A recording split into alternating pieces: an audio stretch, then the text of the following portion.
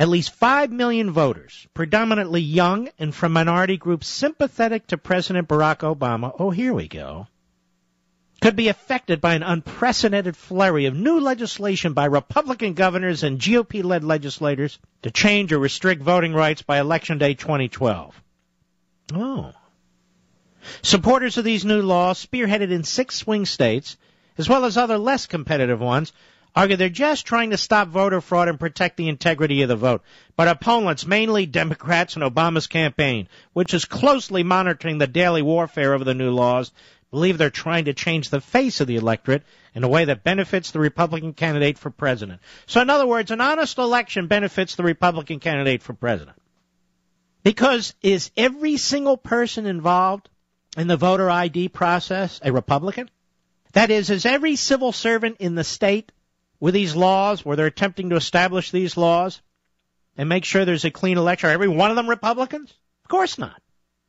And if there's a serious effort by a state to institute a system that promotes fraud, well, you'd think we'd know about it by now. What are they requiring? A photo. Oh, the less fortunate among us can't afford it. Well, in most states, the state would pay for it. Well, people get confused. Really, they get confused. Do they get confused when the government hands out freebies? No. No, they've worn a path to that door. I mean, confused. Have you ever filled out your tax returns? Now that's confusing. Now, Mark, most of these people don't pay taxes. Oh, I forgot. Pennsylvania, New Hampshire, Virginia, and Wisconsin, all viewed as important states this fall, each have enacted stricter ID laws. Why don't you explain to us what the stricter ID laws are? Oh, you have to be a citizen. Oh, wait a minute. That's too damn strict. I mean, a citizen of the United States, or can you be a citizen of any country? No, the United States. Please show us your driver's license if it has a picture. No, that's too hard. That's like a poll tax. Oh, okay. And as I've said before, what does that say about the liberals in the media? Young people and minorities, they're stereotyping you as morons, as a low double-digit IQ group. That's what the liberals are doing. You're not capable of living in a free society. You're not capable of having a photo ID. Well, what if I don't drive? So you can still get a photo ID. Well, but I don't want to. What if I can't get to the place? What if I can't? Well, then don't vote. I also noticed the New York Slimes and Washington Compost editorial pages pushing for the right for felons to vote in states that prohibit it. They're just trying to change the entire makeup of the electorate. Seems to me if you can't get a photo ID, which is paid for by a state, you probably shouldn't be voting anyway, or driving, or being within 10 feet of me. I can tell you that, because that tells me you're a little off. All right.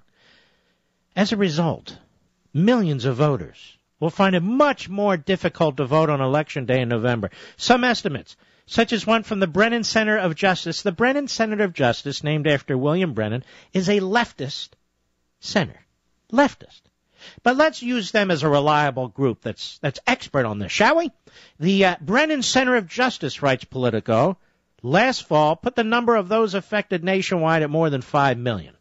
Where'd they get that number from? Where'd they get the number from? How do they know? In Pennsylvania alone, the state's transportation department released figures showing that more than 750,000 registered voters in the state do not have the required forms of ID to vote in November. That's different.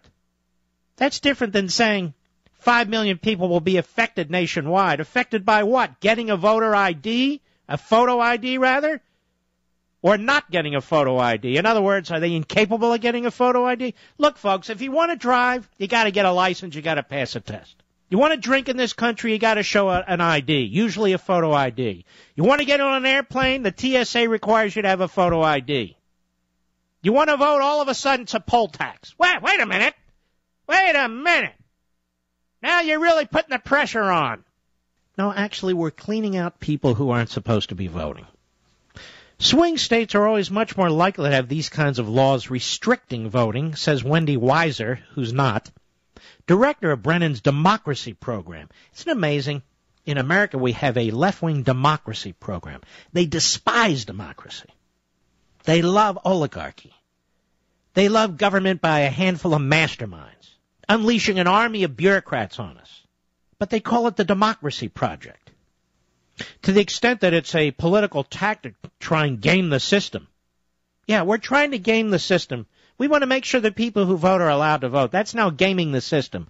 It does make sense that this is where we see a lot of that, because this is where it could make a difference to the outcome. Do you have to speak in complete, intelligible sentences to be the director of Brennan's Democracy Project? Apparently not. Wonder if she has a photo ID. The laws tend to disproportionately affect young voters and minorities. That's twice they've said that in 5 paragraphs. Key Obama demographics. So the new restrictions will have an outsized impact on Democratic turnout. Is it true? Gee, now I have another different question. Is it true that Democrats are dumber than Republicans? Is it true that most Republicans know how to acquire a photo ID, but most Democrats don't? I mean, I would be embarrassed if I'm a Democrat reading this stuff, because you know it's crap. You know the entire argument's crap. You know exactly what's going on here, as do all of us who aren't playing this game. There's an effort here to give a legal patina to what is fraud.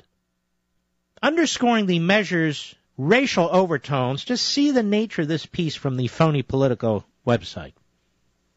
U.S. Attorney General Eric Holder had harsh words for the voter ID measures more generally, calling them the equivalent of a poll tax at the NAACP conference in Houston earlier this month. So let me get this straight. Every time I want to get on an airplane, when our government, through the TSA, requires a photo ID, and more than that, you got to throw away your toothpaste, you can't be carrying liquid, only certain types of shoes, you got to take your belt off, you got to take your wig off, on and on and on.